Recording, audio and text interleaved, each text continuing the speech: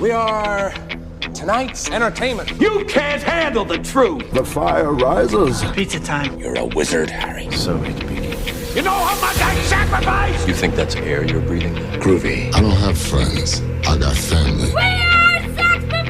1, 2, 3, 4! Craft Services. Hello, listeners. I'm sure you've been waiting with bated breath to find out, what has Parth Marathe been eating most recently? Well, folks, it's the Friday before Memorial Day weekend. If you're listening to this on Sunday, it's just one day until you have a day off of work, folks. So Sophia had a day off of work because this is the first Friday after the university she works for had graduation. And so she gets summer Fridays, which is usually a half day, but today it was a day off. So with her day off, we decided to go to, we live in Highland Park. We went to the Highland Park Farmers Market, and I had 2 empanadas. Sophia had 1 empanada, but she also got a smoothie along with it. I also consumed 1 can of Coke that I shared with Sophia. The empanadas were pretty good, and if any of you find yourselves in Highland Park, New Jersey, I recommend coming on a Friday during the summertime to grab some food from a food truck or grab some local honey or a baked treat. I think next week I might try to get a brownie because they looked pretty good. But folks, what's also looking pretty good is the intro.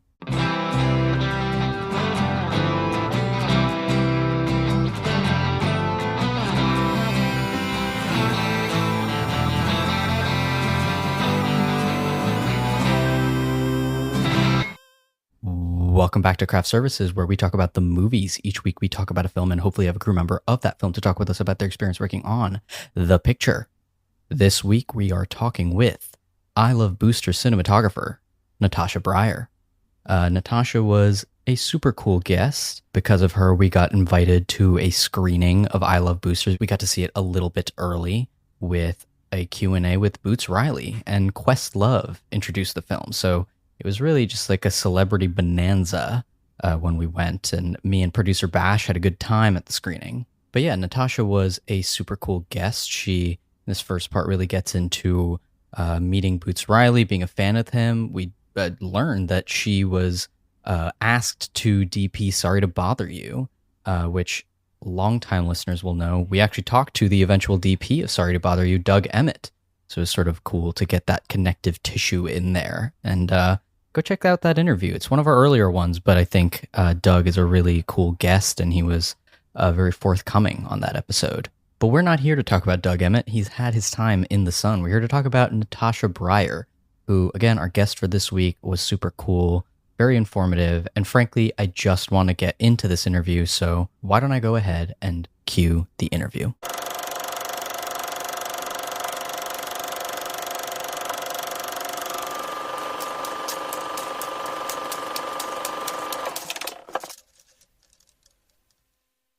Hello, everyone, and welcome to our interview with Natasha Braier. She's the cinematographer behind such films as She Said, Honey Boy, The Neon Demon, and our film for today, Boots Riley's I Love Boosters.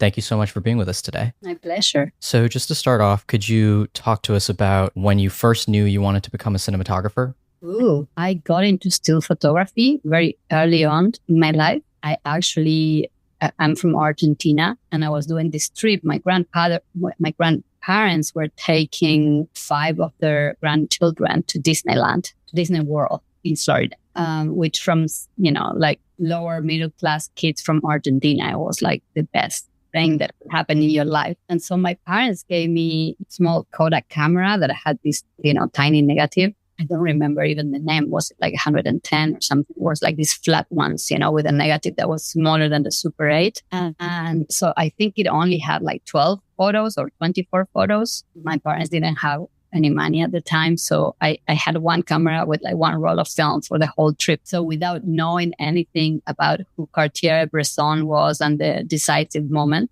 as a 10-year-old, I kind of was forced to learn or discover that by myself. Every photo I took in that trip was very precious because I knew I didn't have so many. So I was really like thinking about it. And when I came back and I developed them, I got really excited about it. It was the first time that, as a grown up 10-year-old girl, I had my own camera, and I started to take more photos with that camera. I used to dress my little sister up. I think I really liked fashion also at the time. So I was kind of like inventing things and then making these kind of fashion shoots with her as a guinea pig. She later became an actress, all my fault. And it kind of like, I continued to have like a passion for photography, but didn't really think it was going to be my life. And then at some point when I was in high school, when I was 15, do you know when the photographer come once a year to take everyone's photos? The school photos, yeah. So this guy came and then he announced that he was going to do this photography class every Thursday. And I thought, wow, this is really interesting. So I joined, and that developed into, first we had some class at school, but then like the people that were really into it, we continued like with a workshop in his house. And so we got to discover what the darkroom was and develop our own photos. And then I was totally hooked. And that took me to do a degree while I was finishing high school. I did a degree on photography in a very kind of art house photography school. It was all like black and white, very artistic, nudes and all that stuff. And, developing our own photos. And I thought I was going to be a photographer. I thought I was going to combine my personal work with fashion. And then what happened was some of my friends in the photography school, everyone was older. I was the only young one. But there was some of them that were only a couple of years older. And so when they finished high school, they went straight into film school. That's when I met them. And so that's when I discovered that there was something called film school and that there was directors of photography and that somehow it was like an organic extension of photography. And so through them and visiting them on the student sets, I came to understand the role of the cinematographer, and I got very intrigued by it. And I really like the idea of making things with a group of people, because until then I really loved photography, but there was something a bit solitary about it. And I was spending like hours and hours in the darkroom, and I loved all that stuff, playing with experimental techniques, to kind of like add more layers to the image, and develop in different ways, and paint with cyanide, all these things that were almost like arts and crafts, like painting with the darkroom. But it was kind of lonely, and I just really liked the spirit of everyone doing something together when I was visiting those sets. So I decided that I was going to study that, and then that was the beginning of everything, going to different film schools as I moved a little bit around the world with my parents migrating to Europe and all of that, a lot of back and forwards in different countries and different schools until I kind of my place in England in the National Film School, and I did my master's in cinematography there. Well, the fashion side of your history sort of brings us perfectly into I Love Boosters. Fast forwarding to the now, how did I Love Boosters come your way? And can you talk about first meeting Boots Riley and what that sort of pre-production process looked like for you? It's funny because when you started to formulate your question, I thought you were going to say, speaking of fashion, so, I thought you were going to talk about Neon Demon. I want to talk about that, but you can get into Neon Demon now if you like. But it's actually quite funny because I'm like, oh wow, I did make 2 films about the very dark side of fashion. Think about it, and I never really been super inside fashion in the end, because I do a little bit of fashion, sometimes some commercials, but I definitely it didn't become my niche at all. My commercials work is kind of very eclectic, and I do fashion, I do cars, I do family things, like a lot of different things. I think it just depends on the directors and the scripts and what's interesting to do. But yeah, it's kind of crazy that I ended up doing 2 films about fashion. I think I Love Boosters is going to become as iconic as the Neon Demon, very likely. Yes. Yeah. Sorry, what was the question? No. Just, I mean, I love the movie. Can you talk about meeting Boots Riley and, getting started? When did that happen and how did that happen? Well, I come from Argentina. And then I spent my 20s and mid-30s in Europe until I moved here. So I didn't, and I still don't have like a very deep culture in terms of everything that is American. And also culturally, especially with film, like my references always were European film and, international independent auteur film. I was never really looking to the States or to Hollywood at all. I'm kind of very illiterate in everything that is American culture, even though I've been here for 14 years, but I'm still catching up. So the first time I've heard about Boots Riley was not when he was doing Le Coup. It was way later when he was looking for a DP for Sorry to Bother You. And at the time, I remember reading the script and thinking, this is insane in a good way, in the best possible way. And then reading about him and his bio and listening to his music. And I was like, wow, this guy is super interesting. I really want to make a movie with him. But at the time, it didn't work out. I think it was at the same time I was doing Honey Boy. I can't really remember, but it was one of those, dozens of scripts that you read and you're like, this is super interesting, but just started on a line for whatever reason. But of course, when the movie came out, I was like, wow, he delivered above and beyond what I imagined, And then I was also a fan of his TV show, I'm a Virgo. When it came out, I was like, wow, I want to see what he's done next. And when he called me for I Love Boosters, it was a no-brainer. I was like, okay, I can't let this one pass. This guy is a genius. So yeah, I said yes straight away. And then we met in person after. So we talked a few times on the phone for his previous projects. But yeah, he sent me the script and he sent me some music that he already had for the movie. That is the music of the movie. And, a bunch of photos and ideas, and visual ideas. I completely resonated with everything. And I was like, wow, this is, of course, a theme and a story that is very important to talk about that right now with the state of the world and how far the corporate capitalism has gone. But it was also it's not just talking about this, but talking about this under the direction of Boots Riley. It's a dream because it's going to be a crazy cinematic ride. It's everything that you can dream of as a cinematographer, to work with somebody that has a super strong vision.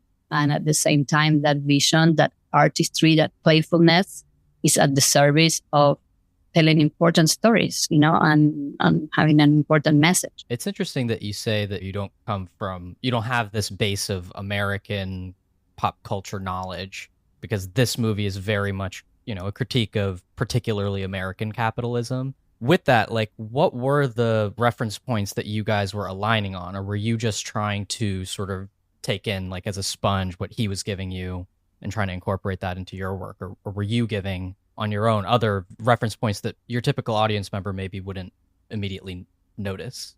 Well, I what I was trying to say before about being kind of very naive on American culture means that, in the 90s, I was not listening to the cook. I was just listening to people and stuff. But of course, after being 14 years living in America, I am very familiar with everything that is going on right now and with the culture right now. But the references, interestingly enough, first, this crazy capitalism has expanded to the whole world. So you don't really need to be American to connect with it. But mostly with artistic references and film reference are actually European. One of the main references was the cinema of Emir Kusturica, who is from, former Yugoslavia, Serbia now. And he's been one of my first really strong influences when I was starting. Time of the Gypsies was like a huge, a huge awakening, film awakening for me on what was possible in terms of film language and emotional connection, playing with space and time. And then Arizona Dream, I was obsessed with. I wrote thesis and I had a notebook with a whole decoupage of the movie. So that being his main reference, was already a lot of the work, of us picking immediately and having already a kind of very strong foundation to create a language together. And it wasn't about what people think about when they say references now and they just point at a screen grab and say this frame, I want to copy this. It's more well, we are Gen Xers that we grew up with these movies. And when we talk about, for example, Emir Kusturica movies, it's when you say that, you just talk about the whole energy of the movie and the experience of the movie, the feel. Like you've seen it in the cinema, you've seen it many times. You saw it with your first, DVD player, and you're talking about an energy, a spirit, and so it's a very direct communication in a way. So even though we grew up in completely opposite sides of the world, we share a lot of the artistic references. And, I'm coming from Argentina, so I am a bit of a revolutionary, and there's a lot of connection there as well, and both of us being artists that are really interested in doing artistic things that are very deeply rooted on meaning. And we have a strong political and social political responsibility in the things that we do. I am very selective with my film projects, and I'm always trying to do things that I feel that somehow they contribute to the world. Sometimes it's more obvious than others, but I feel like in every project I do, that's at least my intention. So there was a lot of connection there. Was in that sense, it was, it was very easy. Like when we met in person, Woods came to my place in Topanga Canyon in LA. And he saw my place and he said, "Oh yeah, this is where an artist lives. You're not interested in the Hollywood thing with, the manicure garden and the pool. And, I'm having like pretty much a very bohemian hippie setup going on here." And yeah, he thought I was crazy. And he said, "You're my kind of crazy." And he said, "You're my kind of crazy too." So we're on the same wavelength. Yeah. I mean, and he is like very much an auteur filmmaker. I mean, he's only had the 2 features, but it's such a specific vision. When you're coming up, on set or in prep with the shots and like the visual look, were you doing a lot of like extensive storyboards or shot listing, or like how fluid was that process, in prep and on set? It really varies because the movie, as you know, it's extremely visual, and almost every scene has some sort of acrobatics with the camera or with the lighting. Something technical is going on. So we needed some planning. But at the same time, it's also very rooted on the performances and the actresses. And we have 4 actresses in a lot of scenes. So you also have to be very flexible to let them be alive. And you cannot say, "You're going to stand there, you're going to stand there, you cannot move there." Like we pre-lay this dolly truck before you even arrive this morning. So it was really a combination of both. Some things need to be extremely technical and planned, and some things I had to, be ready to execute our ideas that be super technical, but also being ready to work around the actors and possible changes. And some scenes that were, purely emotional and performance will just like let the actors lead and, do a blocking. Like a more kind of conventional approach. And then after the blocking, we would figure it out what we were doing. The production design and costume design and, your work with cinematography are all very intertwined with this movie. I think with this movie more than most other movies you'll see. Can you talk about how you collaborated with those departments? Because especially with like, the department store, for example, with like the way that looks. It's a very specific look. Can you talk about what that collaboration looked like? Yeah, so that all comes from Boots and his vision. And he wanted a lot of color. He wanted to have a visual roller coaster that really takes you on a crazy ride.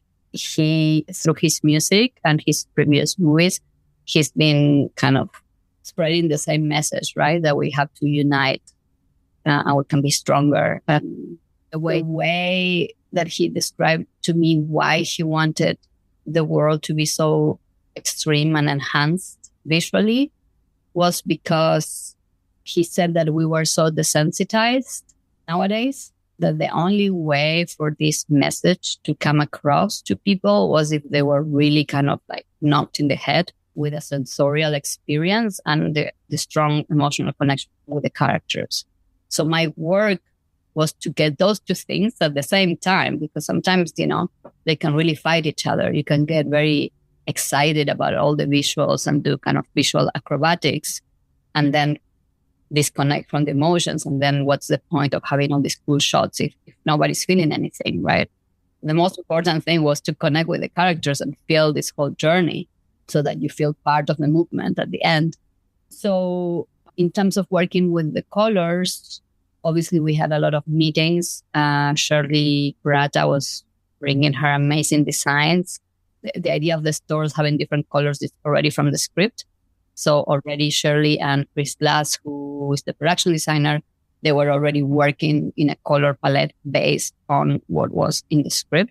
So when we go to Atlanta and we got all in the production office together, we would just look at everything that they had, everything that they were creating, and we would collaborate, discussing, for example, in the Metro Designer stores, you do have everything is one color, but we were closely collaborating to make sure that we have a lot of different shades and textures of that color so that we can still create depth, between everything being yellow or green. And then we had to carefully design the lighting that was mostly built in a mall. So we used some base of the existing structure, but it was mostly built by Chris. So we incorporated also the lighting in a way that we could create depth, even though everything was the same color. And, in the rest of the movie, there's a lot of moments where the costumes and the sets go really out there, right? They go really crazy. It's like what people are calling maximalist, which I love this term. And so sometimes my job was to somehow ground that from the cinematography. So sometimes in some scenes, it was an opportunity for me to go crazy with color and, to get the camera to kind of play a little bit with movement and emotion and stuff. And some moments, they were going so much over the top. The cinematography had to come down a little bit to let that shine and to make sure that even though you're now seeing, a factory that it feels like it's coming from a Wonka movie, make sure that we're still staying connected and that it still feels real. Like I'm kind of sewing in a way through the cinematography. I'm sewing like the whole movie, right? Like all the scenes and all the sets and all the costumes and trying to keep the balance between this crazy exhibition of amazing costumes and colors and sets, but kind of exaggeration of reality, or how you say, like augmentation, right, of reality, but at the same time keeping it grounded. And so the grounding, the key for me to keeping it grounded was to always be focused on the emotions and have a camera that, yes, sometimes is doing crazy stuff, but is always motivated by emotion so that we can keep people engaged, and connected with the characters. With how visual the movie is, there's a real visual effects component and like a special effects component, especially once you get into, I guess, the latter half of the movie. Can you talk about what that looked like on set? And because there's some like miniature work, and I don't know if it's stop motion animation or if it's made to look like stop motion animation, but there's something like that happening on screen. Can you talk about, having to shoot that kind of stuff? And I also read online that you shot on the volume. Was that your first experience doing a shoot on the volume? Have you done that before? What was that experience like as well? I don't know if I can specifically say where exactly is the stop motion because I don't want to give any spoilers. So people has to go and see it in the big screen. But yes, so we have a moment in the movie where we have this extremely ambitious chase sequence, and the only way to really do it in this budget, or even in a James Bond budget, in the way that Woods envisioned it, was to do a big part of it on miniature. So he thinks sometimes like a comic book. And I like to say sometimes because what I really love about Woods is that he doesn't have like one pony trick kind of thing. And he doesn't have, it's very unpredictable when you're working with him. With most directors, and I work with very specific, visionary directors that are very strong visually and they have a very unique style. But with all of them, it's like once I get into this wavelength with them and we're working together and we've been for a week or two on the movie, it's like I can kind of read the language that we're creating. I can anticipate what they want to do. You know, it's like I managed to get inside their heads and kind of crack the code, which is my job. With Boots, I never managed to fully do that because he doesn't have like one approach, and he loves to challenge himself in the way that sometimes you would arrive on set and it's like, well, this is what Boots Riley would do here. And then he's like, no, fuck it. I'm not going to do that. I'm going to do something else. And he challenges himself and finds something completely different. So it was really interesting because I had to be on my toes all the time, because the moment I felt like I got this, you know, like I know how to prep this before he arrived, it was gonna be something different. So what I wanted to say was like sometimes he does think like a comic book, and so the driving sequence, the chase sequence was one of those moments, that the way that he imagined it, that the way he storyboarded, and you know, cars flying, and I don't want to give spoilers either. The only way that you could really do it in a great way, or in any way, was a miniature. So we used miniatures, and then we put, when we had the shots inside the vehicles, we put our actors in the volume, and we used the plates that we shot in the miniature set as the background.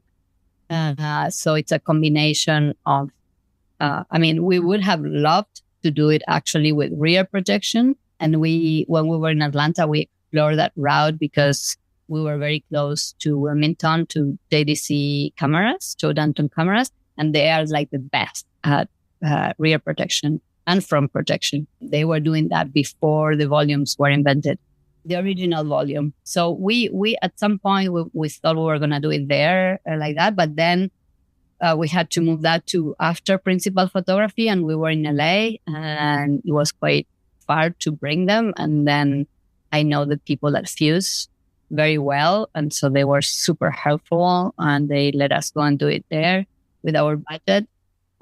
So we got the luxury version with the modern volumes, with the real volume.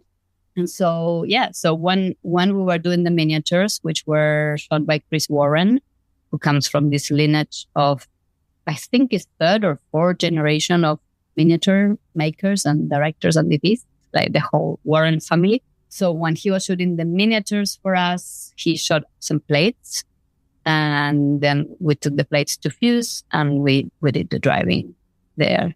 And then there's also another aspect of stop motion, which is, I don't want to give a spoiler, but if you've seen... to be truthful, I don't even know how, even in explaining it, if you haven't seen the movie, I don't even know how you would explain the use of stop motion there. Yeah, exactly. There's some kind of creatures or something. So so those were shot, the stop motion was shot separately. And that's true stop motion? That's true stop motion, and was comped in afterwards. So the idea was to do as much as we could on camera on this movie.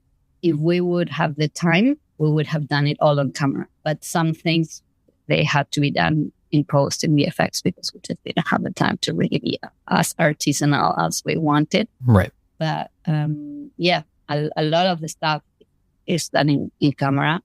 I also don't want to say spoilers about the device and the water coming from the device, but that's also shot on camera. The water is put later, is comped later, but the water was it's a physical shot element on camera. Yeah.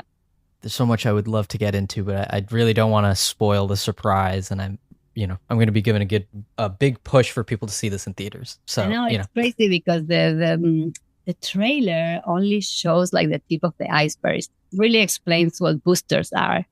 You already see the trailer and you're like, well, this is going to be a fun ride. I'm in. You're coming to the cinema. But when you go to see the movie, you're like, this was nothing. Like the movie's taking me like, you thought you were going like 2 stops in the bus, and this is taking you like to another country. It's like insane. So it's kind of hard to talk about it without spoiling all the stuff that, I don't know how much longer it's going to be a surprise once the movie's out and everyone starts seeing it.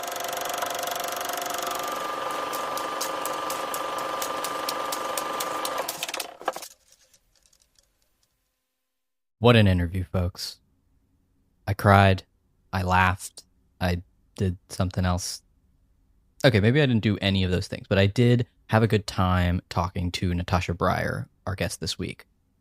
She was a good time, and if you enjoyed this episode, which, let's be honest, you did, there's more coming. There's more coming because there's part 2 coming out next week, next Sunday even. And we're really excited for you, the listener, to listen to what she has to say, because we get into some more detail about the film. And hopefully next week we're going to be able to get Trent Algaire back on recording. His show that he's been PAing for just finished up, and he should be back and at 'em, ready to record. So just you wait, because next week, along with this week and all previous weeks, we're going out on all major podcasting platforms. Apple Podcasts, Spotify, Stitcher, Pandora, etc. You name it, we got it. And not only that, guys, we're going on YouTube. We've had our previous episodes been uploading over the past few months, but guys, we are finally, I think up to date by the time this episode comes out. So hopefully you can listen to this on, you might even right now be listening to this on YouTube, which would be very cool. And what would also be cool would be for you, the listener, to go to Apple Podcasts, Spotify, Stitcher, Pandora, etc., wherever you're getting your podcasts, and make sure to rate us 5 stars and leave a review. We'll accept 4, but 5 would be better. It really helps. We're looking to make 2026 the year of craft services. I know we say it every year, but I think this time, guys, it's going to be the case if you just leave a little review, because it really does help. Thank you so much to Natasha Braier and the team at Neon for making this episode happen. And folks, I'll be seeing you next week.